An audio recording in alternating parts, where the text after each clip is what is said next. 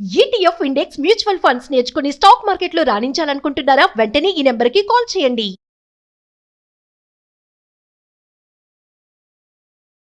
ఇప్పుడు కానీ నేను ఇద్దరిని ఇష్టపడుతున్నాను. ఇప్పుడు తనకి నేను అన్యాయం చేయలేను, నీకు అన్యాయం చేయలేను. అట్లెట్లా ఇష్టపడతావు మామయ్య ఇద్దరిని? నాకు అన్యాయం చేస్తావా? నీకు నచ్చితే ఉండు, లేదంటే లేదు. డైవర్స్ ఇచ్చేరా. పాప పుట్టిన తర్వాత కొన్ని రోజులకి కొంచెం డిఫరెంట్గా బిహేవ్ చేయడం స్టార్ట్ చేశాడు మా మామయ్య. ఏమైంది ఏంటి అని అబ్జర్వ్ చేశాను. తెలిసింది ఏంటంటే మామయ్య వచ్చేసి వేరే అమ్మాయితో అక్రమ సంబంధం పెట్టుకున్నాడు. నేను అడిగాను, ఏంటి మామయ్య ఇది? నేను నిన్ను ఇష్టపడకపోయినా ఇష్టంగా సంసారం చేసి ఇష్టంగా నీతో పెళ్లి చేసుకున్నాయి, ఇష్టంగా ఉంటున్నాను. ఇలా నువ్వు వేరే అమ్మాయితో అక్రమ సంబంధం పెట్టుకొని నన్ను బాధ పెట్టడం నీకు ఇది ఎంతవరకు న్యాయం మామయ్య అని అడిగా. అయితే మామయ్య అంటున్నాడు, ఇప్పుడు నీకు ఇష్టం లేకపోతే డైవర్స్ ఇచ్చేస్తాను వెళ్ళిపో అంటున్నాడు. ఈరోజు పిల్లల వల్లనే నేను ఇంకొక ఆమెతో అక్రమ సంబంధం పెట్టుకుంటాను అనే గ్రౌండ్ కారణం చూపించడానికి వీలు లేదు అని నేను అనుకుంటున్నాను. మీరేమంటారు? దానికి ఏమంటారు ఆయన? మళ్ళీ ఇంకో పాపను కూడా పుడితే తను కూడా ఇలాగే ఉంటే ఆ పిల్లలను చూసుకుంటూ బాధపడుతూ బ్రతకలేం కదరా. అందుకని నేను ఇంకో ఆమెతో కనాలనుకుంటున్నాను. ఆయన మాటలకి ఏం నిలకడత్వం లేండి. మీరు లేకపోతే కూడా ఉండలేనన్నాడు ఒకప్పుడు. 6 ఏళ్ల తర్వాత ఇంకొక మహిళ వస్తే అంతే కదా. ఆ తర్వాత ఇంకొకరు ఎవరు వస్తే ఆమెను కూడా ఉండలే, నువ్వు అక్కర్లేదు, ఆమె కావాలి, జెడ్ కావాలని అంటాడు. పిల్లలు ఇలా పుట్టినందువలన నేను వంశాన్ని అభివృద్ధి చేయడానికి ఇంకొకళ్ళని ఉంచుకుంటాను లేదా ఇంకొకళ్ళతో నేను అక్రమ సంబంధాన్ని కొనసాగిస్తాను అనేటటువంటి మాట మాత్రం నిజం కాదు. డ్రాపింగ్ వచ్చానని చెప్పాను కదా. నాకు తెలుసు మామయ్య మీరు ఎక్కడికి వెళ్తున్నారో. నీ ప్రాబ్లం ఏంటి ప్రసన్న? తొందరగా రండి మామయ్య ఇంటికి. వస్తానని చెప్పాను కదరా. ఎందుకు? నాకు తెలుసు మామయ్య మీరు దాని దగ్గరికి వెళ్తున్నారు, నాకు తెలుసు. ఏంట్రా దాని దగ్గరికి వెళ్ళేది? ఇంకా మారవా మామయ్య నువ్వు? ఇంకా మారవా? మమ్మల్ని అసలు పట్టించుకోవటమే లేరు, ఎప్పుడు ఆమె దగ్గరికి వెళ్ళిపోతున్నారు మీరు. నువ్వు నాకు అవసరం లేదు, నేను ఎక్కడికి వెళ్తున్నాను నీకు తెలుసు కదా. నువ్వు నాకు వద్దు. అదేంటి మామయ్య అలా అంటున్నారు? నీకు ఇష్టం లేకపోతే చెప్పు, డైవర్స్ ఇచ్చేసి వెళ్ళిపో. లేదు అనుకుంటే మనం కలిసి ఉందాము, అడ్జస్ట్ అవుతానంటే చెప్పు.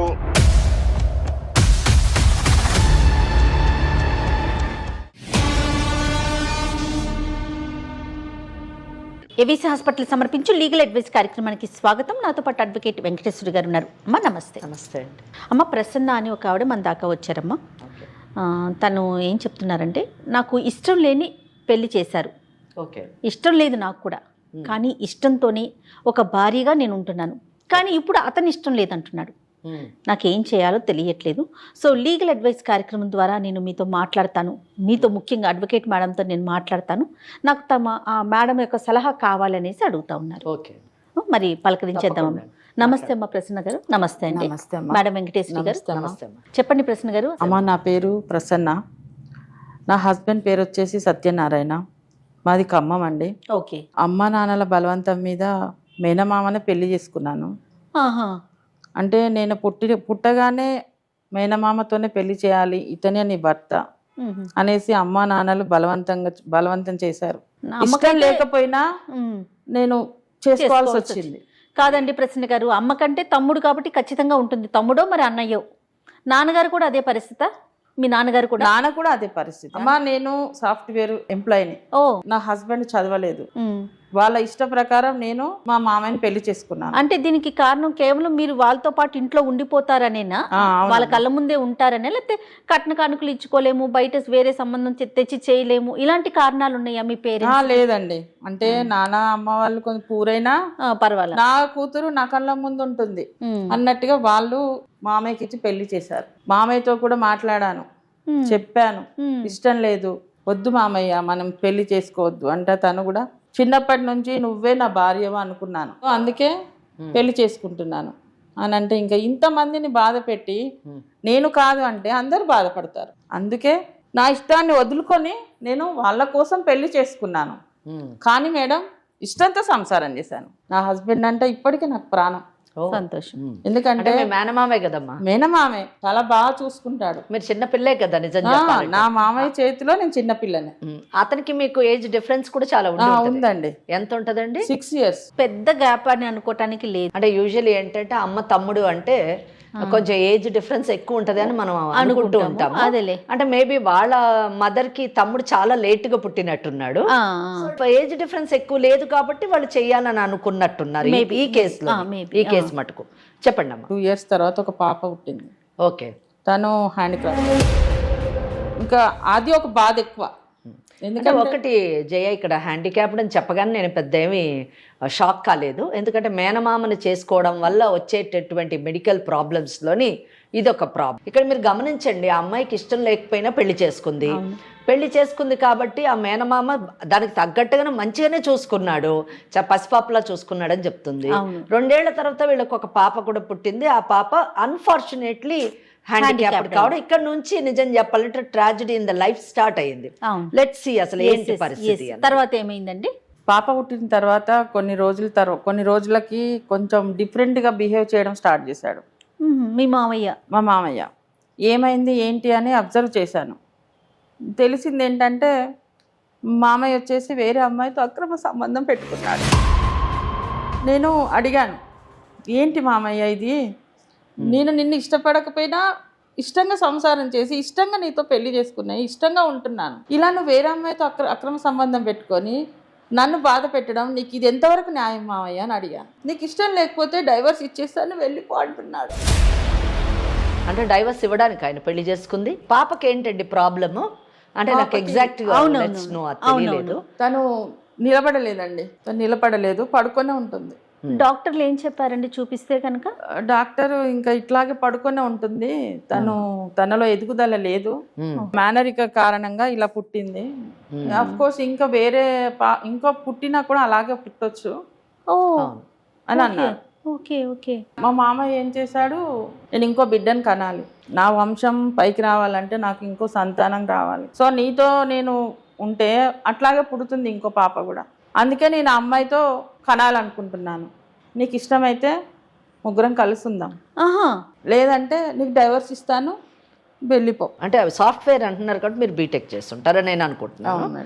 మరి మీరు మ్యారేజ్కి ముందు అంటే చదువుకున్నవారు కాబట్టి, ముఖ్యంగా టెక్నాలజీ సైన్స్ ఇవన్నీ కూడా బాగా తెలిసినటువంటి వారు కాబట్టి, మీరు మ్యారేజ్కి ముందు ఇలాగ మేనమామని పెళ్లి చేసుకుంటే పుట్టేటటువంటి పిల్లలు అవయవ లోపం కానివ్వండి, మానసిక లోపంతో కానివ్వండి పుట్టేటటువంటి అవకాశం ఉందని ఇటు మీరు తల్లిదండ్రులకు కానివ్వండి, మీరు మీ మేనమామకు కానివ్వండి మీరు చెప్పలేదా?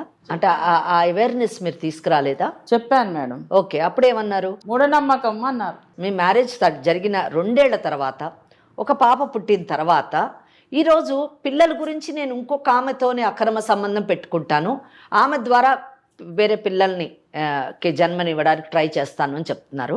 అది కూడా మన వంశాన్ని అభివృద్ధి చేయడానికి అని చెప్పి అంటున్నారు అని అన్నారు. వంశాన్ని అభివృద్ధి చేయడానికి మగపిల్లాడే పుడతాడని నమ్మకం లేదు, ఆడపిల్ల పుట్టొచ్చు. ఆ ఆడపిల్ల కూడా బయట వాళ్ళకైనా సక్రమంగా పుడతారో లేదో కూడా మనం చెప్పలేము. మరి ఇటువంటి పరిస్థితుల్లోని ఇటువంటి ఆ పిల్లలు పుడతారు అని మీరు కానీ అతనికి తెలియజేసి ఉంటే, నీ మూఢనమ్మకం అని తీసి పడేసినటువంటి వ్యక్తి ఈరోజు పిల్లల వల్లనే నేను ఇంకొక ఆమెతో అక్రమ సంబంధం పెట్టుకుంటాను అనే కారణం చూపించడానికి వీలు లేదు అని నేను అనుకుంటున్నాను. దానికి ఏమంటారు ఆయన? నేను కూడా అదే అడిగాను మేడం మామయ్యను. నేను ముందే చెప్పాను కదా మామయ్య అంటే, లేదు నువ్వంటే నాకు ఇష్టం, నేను పెళ్లి చేసుకున్నాను. కానీ నేను అది ఫస్ట్ అప్పుడు అనుకున్నాను ఇలా అవుతుందా అనుకున్నాను, కానీ జరిగింది. మళ్ళీ ఇంకో పాప పుడితే తను కూడా ఇలాగే ఉంటే ఆ పిల్లలను చూసుకుంటూ బాధపడుతూ బ్రతకలేం కదరా. అందుకని నేను ఇంకో ఆమెతో కనాలనుకుంటున్నాను. పెళ్ళి ఎంతకాలం అయిందండి? 7 years అయిందండి. అంటే పాప ఏజ్ ఆల్మోస్ట్ 2 years. 2 years అంటే పెళ్ళైన ఎంతకాలానికి పుట్టింది? పెళ్ళైనాక 4 years పుట్టింది. So almost 6 years 7 years almost. So 4 years తర్వాత పుట్టింది. ఎందుకు 4 years మటుకు మీకు చిల్డ్రన్ లేరు? అంటే అప్పుడు కొంచెం ఈ స్టడీ పర్పస్, జాబ్ పర్పస్ ఇదంతా ఉండే మేడం. ఓకే, తొందరగా కూడా కాలే, అసలు మనకి పిల్లలు కూడా తొందరగా కాలేదు. అంటే ఈ 4 years అతని నుంచి మీకు ఎటువంటి ఇబ్బంది కలగలేదు?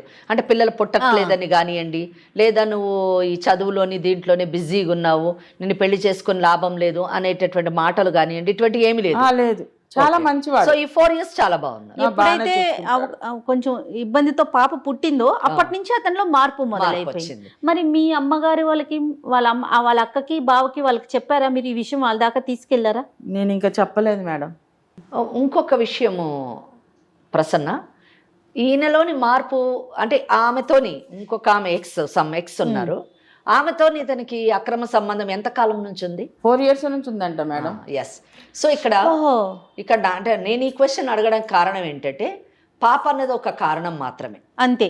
ఇక దీన్ని బట్టి అంతే. ఓన్లీ ఆయనకి ఆ లేడీతోని అక్రమ సంబంధం పెట్టుకున్నాడు కాబట్టి ఆమెతోని కొనసాగాలి అనేటటువంటి ఆలోచన వలన ఈ పాపని ఒక అడ్డుగా, ఒక ఆసరాగా, ఒక కారణంగా చూపిస్తున్నాడు. కానీ పిల్లలు ఇలా పుట్టినందువలన నేను వంశాన్ని అభివృద్ధి చేయడానికి ఇంకొకళ్ళని ఉంచుకుంటాను లేదా ఇంకొకళ్ళతో నేను అక్రమ సంబంధాన్ని కొనసాగిస్తాను అనేటటువంటి మాట మాత్రం నిజం కాదు.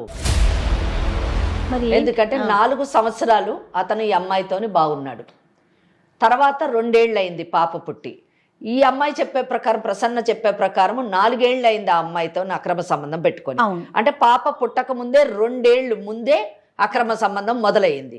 అంటే ఈ అమ్మాయితో కేవలం 2 సంవత్సరాలు మాత్రమే ఇతను బాగున్నాడు. ఆ తర్వాత 2 సంవత్సరాల నుంచి ఆమెతో అక్రమ సంబంధం పెట్టుకున్నాడు.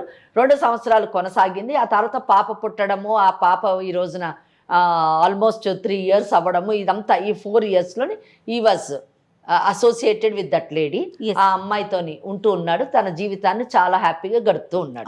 ఈ అమ్మాయి మాత్రము ఈ ప్రెగ్నెన్సీ పీరియడ్ 9 months కానివ్వండి, ఆ తర్వాత పుట్టిన తర్వాత సుమారు 3 ఏళ్ళు అమ్మ పాపకు ఇప్పుడు 3 ఏళ్ళు, అంటే ఒక 4 ఏళ్ల నుంచి ఇటు పాప ద్వారా తను పాప వలన కలిగేటటువంటి బాధను అనుభవిస్తుంది. భర్త అనేటటువంటి వాడు మేనమామ ఇష్టం లేకపోయినా చేసుకొని ఎంతో ఇష్టంగా బ్రతికేటటువంటి చూసుకున్నటువంటి మేనమామ దూరం అవుతున్నాడు అనే వ్యధ కూడా ఈమెని తొలిచివేస్తుంది అన్నది మనం తెలుసుకోవాలి. ఇక్కడ మిగతా అంటే ఫ్యామిలీ పరంగా మిగతా అన్ని విషయాలు మంచి చెడు అవన్నీ బాగానే చూసుకుంటారండి?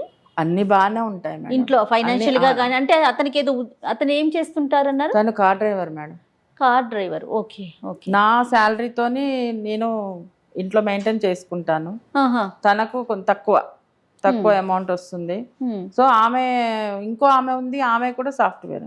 ఓహో, అమ్మాయి కూడా సాఫ్ట్వేరే. ఇంకా నేను అనుకుంటున్నాను తన శాలరీ నా శాలరీతోని నేను హ్యాపీగా బతికేయచ్చు అనే ఫీలింగ్ ఉందేమో అనుకుంటున్నాను. ఓకే, అట్లా కూడా అదృష్టవంతుడు, 2 సాఫ్ట్వేర్లు. మరి కార్ డ్రైవర్ కి చక్కగా. అంటే ఇక్కడ మనం గుర్తించాల్సింది ఏంటంటే, సమాజానికి మనం చెప్పాల్సింది ఏంటంటే, పెళ్లి చేసుకునేటప్పుడు కానివ్వండి, ఒక వ్యక్తిని మనము ఇష్టపడేటప్పుడు కానివ్వండి, అవతల వ్యక్తి యొక్క పరిస్థితి బ్యాక్గ్రౌండ్ కూడా చూడాలి. ఖచ్చితంగా. నేను అనేది చదువుకున్నవాడా చదువుకోలేనివాడా, ప్రేమకి చదువు అవసరం లేకపోవచ్చు, బ్రతకడానికి కలిసి జీవించడానికి చదువు అవసరం లేకపోవచ్చు, లేదా పెళ్లి చేసుకోవడానికి కూడా చదువు అవసరం లేదు. ప్రేమ, ఆప్యాయత, ఆ బంధం పట్ల గౌరవం ఉంటే చాలు. అవును. కానీ ఇక్కడ పెళ్లి చేసుకోవాలనుకునేటటువంటి వాడు లేదా తను కలిసి జీవించాలనేటటువంటి వ్యక్తికి ఇంకొక భార్య, పిల్లలు ఉన్నారా, కుటుంబం ఉన్నదా లేదా అని చూసుకోవాల్సినటువంటి బాధ్యత ఆ మహిళకు ఉంది, ఆ ఎక్స్ అనేటటువంటి మహిళకు ఉంది అనేటటువంటి విషయాన్ని నేను ఇక్కడ ప్రస్తావిస్తున్నాను. ఎందుకు ప్రస్తావిస్తున్నానంటే, ఎందుకు ఖచ్చితంగా ప్రస్తావించాలనుకుంటున్నానంటే, ఆ అమ్మాయి ఏం చదువుకున్నటువంటి అమ్మాయి కాదు, చదువుకున్న అమ్మాయి మీరు అన్నట్టుగా సాఫ్ట్వేర్ ఇంజనీర్ అయ్యుండి ఇటువంటి వాడితో ఉండాల్సిన అవసరం ఆ అమ్మాయికి ఉందా? ఖచ్చితంగా. ఎందుకు తెలిసి అమ్మాయిలతో వాళ్ళ జీవితాల్ని పాడు చేసుకుంటున్నారు? చాలా బాగా. దేనికి అట్రాక్ట్ అవుతున్నారు వీళ్ళు? అశాశ్వతమైనటువంటి వాటికి, చిన్న వాటికి, అంటే విచ్ ఈస్ నాట్ పర్మనెంట్, అంటే which is not a soul relationship కాదు, అది ఫిజికల్ రిలేషన్ అట్రాక్షన్ కావచ్చు, ఫిజికల్ రిలేషన్షిప్ కావచ్చు. అటువంటి చిన్న విషయాలకి అట్రాక్ట్ అయ్యి వాళ్ళు బంగారు భవిష్యత్తుని వాళ్ళు పాడు చేసుకోవడమే కాకుండా వేరే వాళ్ళ కుటుంబాల్లోని చిచ్చు పెడుతున్నారు చూడండి. అది చాలా దురదృష్టకరమైనటువంటి విషయం. ఈవిడ ఒక మహిళ, ఈవిడ ఇబ్బంది పడుతోంది ఒక మహిళ వలన. తనకు పుట్టింది ఒక పాప, మహిళ, అంతే కదమ్మా. మహిళ శత్రువు అన్నట్టు చూడండి, ఒక మహిళ 2 మహిళల జీవితాలను పాడు చేయడము. వీళ్ళ తల్లి అంటే వాళ్ళ అక్క, ఆవిడ కూడా బాధపడుతుంది కదా, నా తమ్ముడిని ఇచ్చి చేశాను, నా తమ్ముడని నా కూతురు జీవితాన్ని పాడు చేశాను అని ఆమె కుమిలిపోతుంది నిజానికి. అది చాలా దురదృష్టకరమైనటువంటి విషయం ఈ కేసులోని. ఇప్పుడు ఈ కార్యక్రమం దాకా మీరు రావడానికి గల కారణం ఏంటి? మీరు ఏం ఎక్స్పెక్ట్ చేస్తున్నారు అసలు? నా హస్బెండ్ నాకు డైవర్స్ ఇస్తా అంటున్నాడు. ఓకే, నిజం చెప్పాలంటే నేను డైవర్స్ తీసుకోవడం నాకు ఇష్టం లేదు. అందుకే నేను మీ దగ్గరికి ఎందుకు వచ్చానంటే, నా హస్బెండ్ నాకు ఇప్పించండి. ఆమెను దూరం చేయండి. ఓకే, ఆమె లేకపోతే నేను ఉండలేను అంటున్నాడు మామయ్య. ఆయన మాటలకి ఏం నిలకడత్వం లేండి. మీరు లేకపోతే కూడా ఉండలేనన్నాడు ఒకప్పుడు. 6 ఏళ్ల తర్వాత ఇంకొక మహిళ వస్తే అంతే కదా, ఆ తర్వాత ఇంకొకరు ఎవరు వస్తే ఆమెను కూడా ఉండలే, నువ్వు అక్కర్లేదు, ఆమె కావాలి, జెడ్ కావాలని అంటాడు. సో ఓకే, నిలకడ లేని మనస్తత్వం అది. నేను ఒక్క ప్రశ్న అడగాలనుకుంటున్నా. అంటే నా భర్త నాకు కావాలి అని మీరు అన్నారు, నా భర్తను నాకు ఇప్పించండి అని అన్నారు, ఆ మహిళని దూరం చేయండి అన్నారు. చాలా చక్కటి, నిజానికి చట్ట పరిధిలో ఉన్నటువంటి రిలీఫ్స్ మీరు అడిగారు. కానీ ఆ రిలీఫ్స్ని ఇప్పించే ముందు ఒక క్రూషియల్ పాయింట్ నేను అడగదలుచుకున్నాను. ఒకవేళ మీ మేనమామ ఆ మహిళని మర్చిపోయి మీతోని తన జీవితాన్ని యథావిధిగా కొనసాగిస్తే, మళ్ళీ మీకు పిల్లలు పుట్టేటటువంటి అవకాశం లేకపోయినా, ఒకవేళ ఉన్నా ఇటువంటి పిల్లలే పుడతారు అంటే ఆ అవకాశాన్ని మీరు వదులుకోవడానికి సిద్ధంగా ఉన్నారా? మరి మీ వైవాహిక జీవితాన్ని పిల్లలు లేకుండా లేదా ఉన్నటువంటి ఈ బిడ్డని సక్రమంగా పెంచుకుంటూ ముందుకు వెళ్ళాలనుకుంటున్నారా లేదో డిసైడ్ అయితే, చట్ట పరిధిలో 100% షీ సేఫ్. ఈ అమ్మాయి ప్రసన్నకు ఆల్ రైట్స్ ఉన్నాయి, she safe. We can 100% we can see that girl is thrown out of this family. But the thing is that whether these 2 people will be happy or not, will they lead happy marital life or not, is to be decided first. కనుక ముందు మనము ఈ విషయాలు మీరు ఆ అమ్మాయితో మాట్లాడండి. Right. At the same time వాళ్ళ మేనమామతో కూడా మాట్లాడండి. ఆ తర్వాత మనం ఏ విధంగా అతను చేసేటటువంటి పనులు చట్ట విరుద్ధమైనవి అని అతనికి ఎక్స్ప్లెయిన్ చేద్దాము. Will try to counsel that girl also చేసి మనం ఈ అమ్మాయిని కాపాడడానికి ట్రై చేద్దాం. డెఫినెట్గా అమ్మా, డెఫినెట్గా. చూడండి ఎంత వ్యాలిడ్ పాయింట్ చెప్పారంటే, ఒకవేళ మాట్లాడి ఓకే చేసినా మరి ఏంటి ఫర్దర్గా, రేపటి రోజున వచ్చే పిల్లలు ఇలానే ఉంటారు అని క్లియర్గా తెలిసినప్పుడు మరి దానికి సంబంధించి మీరు ఏం చేయదలుచుకున్నారు? నేను మామయ్యతోనే ఉండాలనుకుంటున్నా మేడం. రైట్. పిల్లలు లేకపోయినా పర్వాలేదు, మామయ్యతోనే ఉంటూ ఉన్న పాపనే బాగా చూసుకోవాలనుకుంటున్నాను. ఎగ్జాక్ట్లీ, అది మీ ఒపీనియన్. అదమ్మా, తనైతే కట్టుబడి ఉన్నారు. చెప్పాలంటే జయగారామ తీసుకున్న నిర్ణయం చాలా గొప్ప నిర్ణయం. మన నోటి నుంచి మనం చెప్పకూడదు, ఎందుకంటే ఒకళ్ళ జీవితాన్ని శాసించేటటువంటి అధికారం ఇంకొక వ్యక్తికి ఉండదు. ఇక్కడ భార్యాభర్తలు అంటే తల్లి తండ్రి ఇద్దరు కూడా వేరైతే ఆ చిన్నారి జీవితం ఎలా పోతుంది? ఆల్రెడీ భగవంతుడు శాపానికి గురైనటువంటి ఆ పసిది ఆ తల్లిదండ్రులు ఇద్దరి ప్రేమకు ఆప్యాయతతోని పెంచబడితే తప్పకుండా ఆమెలోని చలనం వచ్చి ఆమె ముందుకి కొద్ది కాలం మంచిగా బ్రతికేటటువంటి అవకాశం ఉంటుంది అనేటటువంటి ఆలోచన నాకుంది. ఈ విషయంలోని నిజం చెప్పాలంటే ఫాదర్ ఎవరైతే సత్యనారాయణ ఉన్నారో ఆ సత్యనారాయణ దయతోని ఆలోచించాలి, కరుణతోని ఆలోచించాలి, బాధ్యతతో ఆలోచించాలి. తను ఒక తండ్రి అన్న విషయాన్ని మర్చిపోకుండా ఇక్కడ మేనగోడల కంటే కూడా తన కడుపును పుట్టినటువంటి బిడ్డ గురించి అవసరమైతే ఎంత త్యాగమైనా ఆయన చెయ్యాలి. నిజం చెప్పాలంటే చేసేటటువంటి పరిస్థితికి మనం ఆయనను తీసుకొని రావాలి. డెఫినెట్గా మీరు ఒకసారి కాల్ చేయమంటారా? తప్పకుండానండి. ఓకే, మీరు ఇక్కడ దాకా వస్తున్నట్టు తెలియదేమో బహుశా. చెప్పలేదు మేడం. ఓకే, ఒకసారి చెప్పండి, ఇట్లా లీగల్ అడ్వైస్ కార్యక్రమానికి వచ్చాను, మనతో పాటు మేడం ఉన్నారు, అడ్వకేట్ మేడం కూడా ఉన్నారు అని చెప్పి మాట్లాడండి. ఒకసారి ముందు మీరు మాట్లాడండి, ఆయన ఏమంటారో చూద్దాం. కాల్ చేస్తారండి.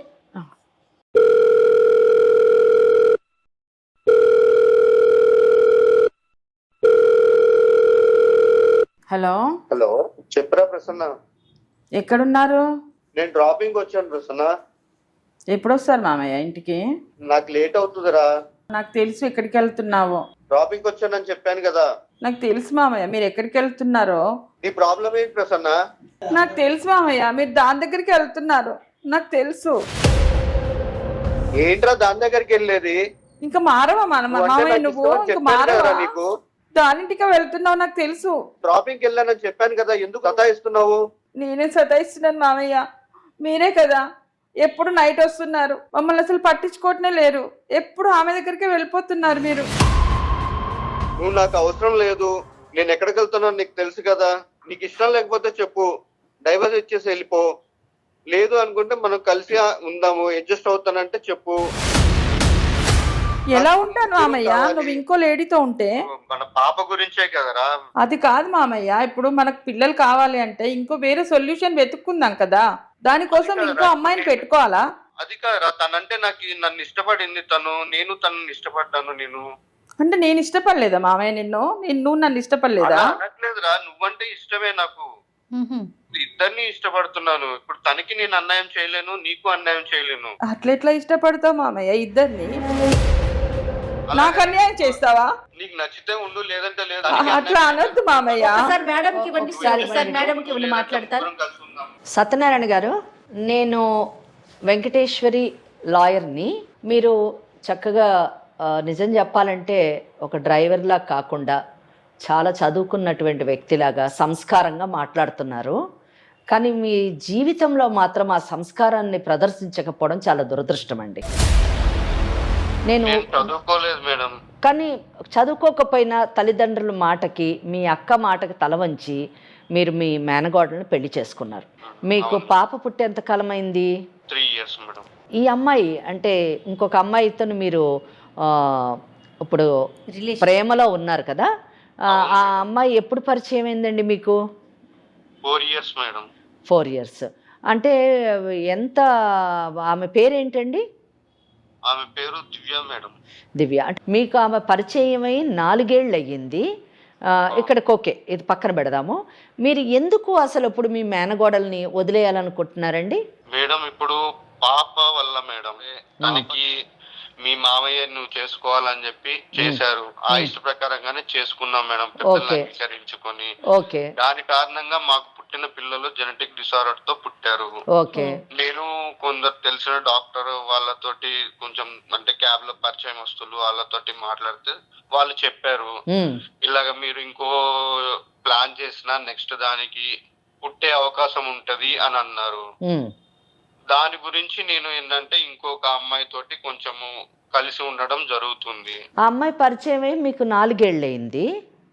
అంటే మీకు మీ పాప పుట్టక ముందే, అంటే ఒక 1 year ముందే ఆ అమ్మాయి పరిచయం ఉంది కనుక మీరు ఆ అమ్మాయితోని పరిచయాన్ని ప్రేమగా మార్చుకొని ఆ అమ్మాయిని పెళ్లి మటుకు తీసుకెళ్ళాలి అని అనుకోవడానికి మీ పాప కారణం కాదు.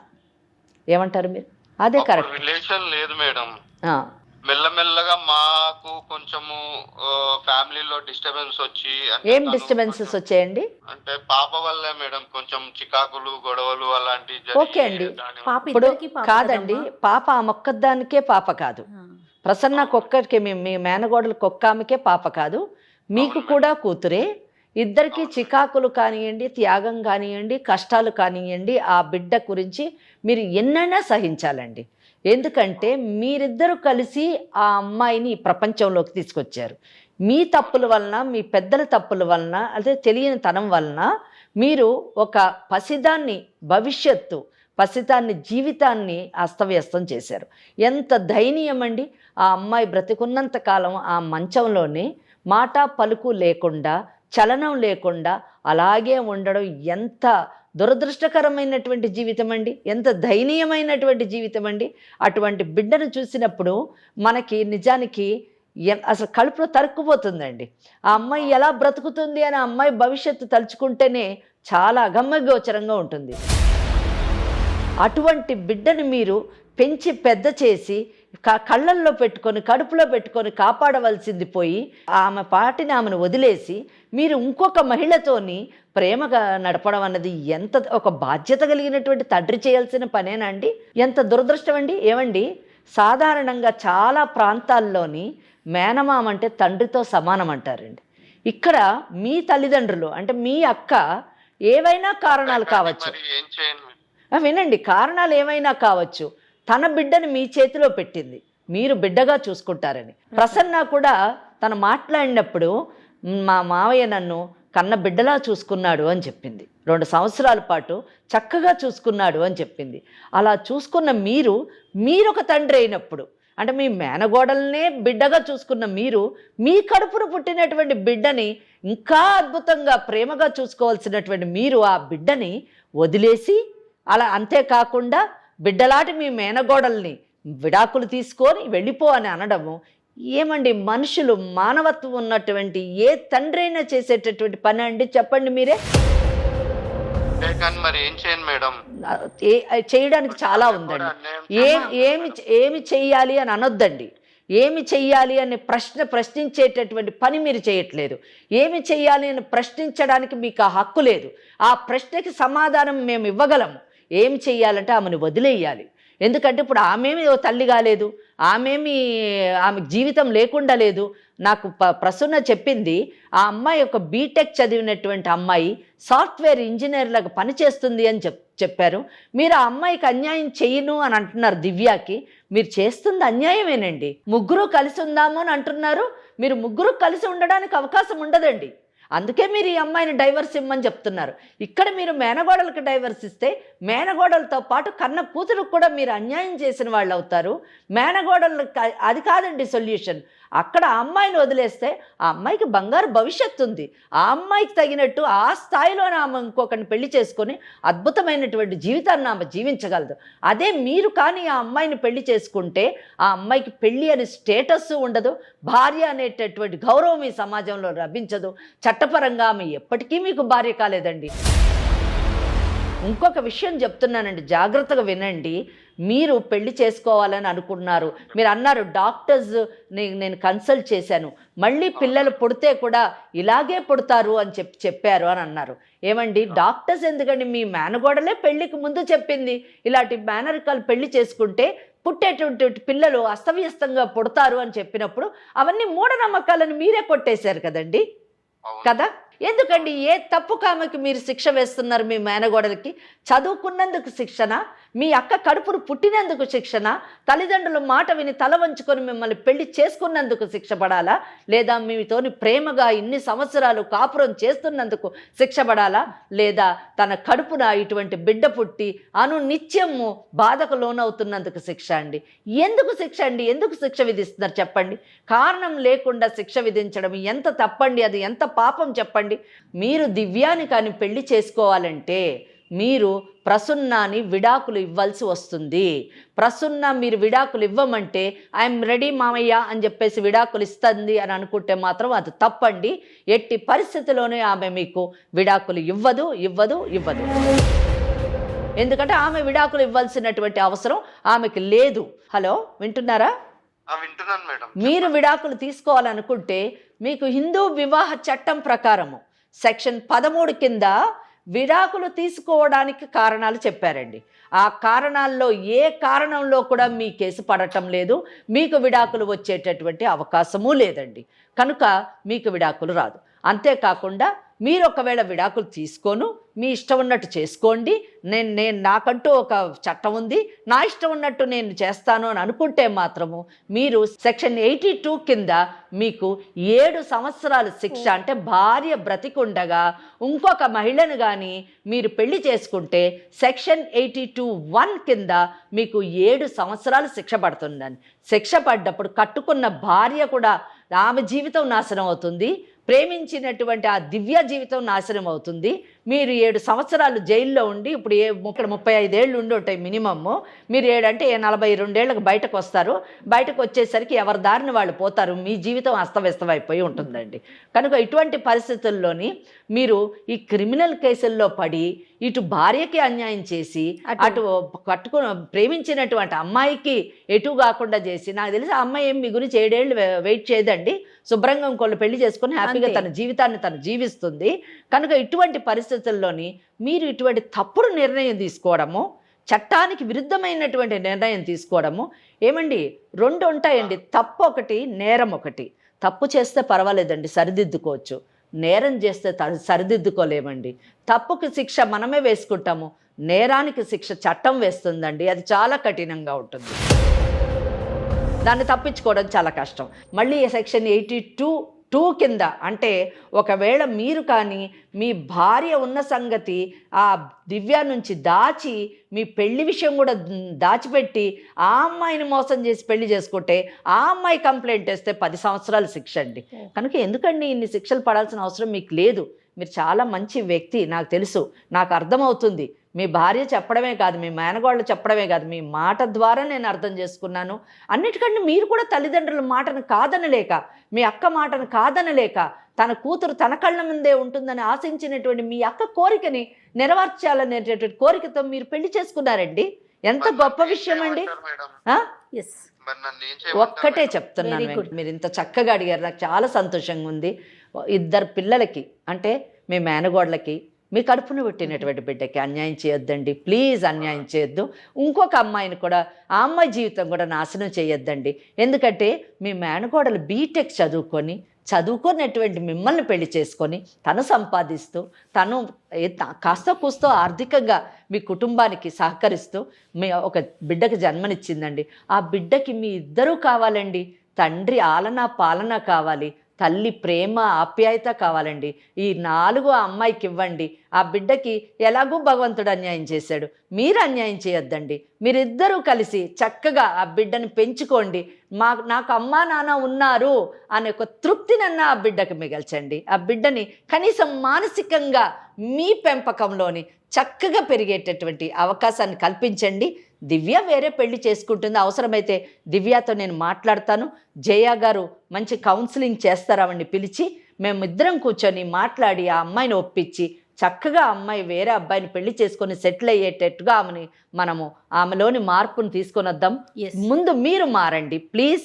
మీరు మీ భార్యతోని మీ బిడ్డతోని హ్యాపీగా బతకాలని మేము కోరుకుంటున్నాము.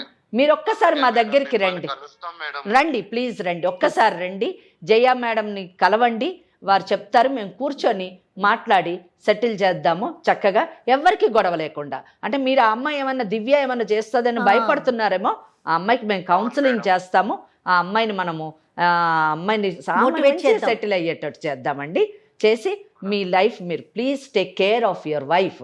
మీ భార్య మీ బిడ్డని బాగా చూసుకోండి. జయ మేడంతో ఒక్కసారి మాట్లాడండి. మీరు ఆవిడ మీకు ఎలా రావాలి ఏంటి అన్ని విషయాలు చెప్తారు ఆవిడ. విన్నారుగా సత్యనారాయణ గారు, ఇంత చక్కగా కోపం లేకుండా, అంటే మీ ఇద్దరు కలిసి ఉండాలని ఒక మంచి ఉద్దేశంతో ఎంతో ఓపికతో మాట్లాడారు. దయచేసి ఆలోచించండి. నేను నా నెంబర్ షేర్ చేస్తాను, మీకు లొకేషన్ కూడా పెడతాను. ఒకసారి మేడంది, మన వెంకటేశ్వరి మేడంది మనం అపాయింట్మెంట్ తీసుకొని ఒకసారి కూర్చొని మాట్లాడుదురు కానీ, సరేనండి? రైట్. మీ వైఫ్తో, మీ మేనకోడలతో ఒకసారి మాట్లాడండి. రండి మామయ్య, రండి మామయ్య. రైట్ అమ్మా. ఇక్కడ మా వేదిక దాకా వచ్చినందుకు ఈ ప్రోగ్రామ్ లీగల్ అడ్వైజ్ అయి ఉండొచ్చు, బట్ చట్టం దాకా వెళ్లకుండా మ్యాక్సిమం సమస్యని ఇక్కడే పరిష్కారం చేసే దిశగానే మేడం ఆలోచిస్తారు. ఆ విధంగానే మనం చెప్పటం, అతను ఒప్పుకోవటం కూడాను. అతనిలో కూడా మంచితనం ఉందమ్మా. తన అంటే మీరు అన్నట్లుగా భయపడటం కానీ పక్కదారికి వెళ్ళటం కానీ అలా జరిగింది, చెప్పేవాళ్ళు లేక అలా కూడా నాకు అనిపించింది. తనతో మాట్లాడినప్పుడు మొదట ఇటు వాళ్ళ అమ్మా నాన్నకి కానీ అటు వాళ్ళ అమ్మా నాన్నకి కానీ చెప్పినట్లయితే కాస్త ఏమైనా ఆలోచించేవాడు, లేకపోతే చట్టం ఈ విధంగా శిక్షలు ఉండే చట్టపరంగా తెలిసాక అతనిలో మార్పు వచ్చిందో. ఏది ఏమైనా సంతోషం కదా. అంటే జయ గారు, ఈ కేసులోని నేను ప్రత్యేకంగా చెప్పదలుచుకున్నది ఏంటంటే, మీరు చెప్పినవి అన్నీ కరెక్ట్. తల్లిదండ్రులు వీళ్ళందరూ పక్కన పెడితే, ఇక్కడ దివ్య అనేటటువంటి అమ్మాయిని చూసారా, ఆ అమ్మాయి లాంటి వాళ్ళకి అంటే ఈరోజు సమాజంలో చాలా మంది అనవసరంగా వాళ్ళ తెలియని తనంతో కానివ్వండి, ఏదో ఆశించి కానివ్వండి, ఇటువంటి పెళ్ళైనటువంటి మగవాళ్లతో బంధంలోకి మూడో వ్యక్తి ఎంటర్ అయ్యటంతోనే అక్కడే సమస్య మొదలవుతుంది కదా. సో అటువంటి వాళ్ళకి కూడా ఇక అవేర్నెస్ తీసుకురావడం చాలా అవసరము. ఆ పని ఈరోజు లీగల్ అడ్వైస్ చేయడము చాలా గొప్ప విషయం అండి. దీంతో ఏమవుతుందంటే, ఇటువంటి కార్యక్రమాల వలన, ఇటువంటి అవేర్నెస్ తీసుకురావడం వల్ల సమాజంలోని విచ్ఛిన్నం అవుతున్నటువంటి వివాహ వ్యవస్థ మళ్ళా పునర్జీవనం పొందుతుందని నేను ఆశిస్తున్నాను. తప్పకుండా అమ్మా, ఖచ్చితంగాను. థ్యాంక్ యూ సో మచ్ అమ్మా. నమస్తే. నమస్తే అమ్మా. కాళ్లలో నొప్పి, నరాల వాపు వంటి లక్షణాలతో బాధపడుతున్నారా? వెరికోస్ వెయిన్స్ లో అత్యాధునిక చికిత్స ఏవిస్ వాస్కులర్ సెంటర్.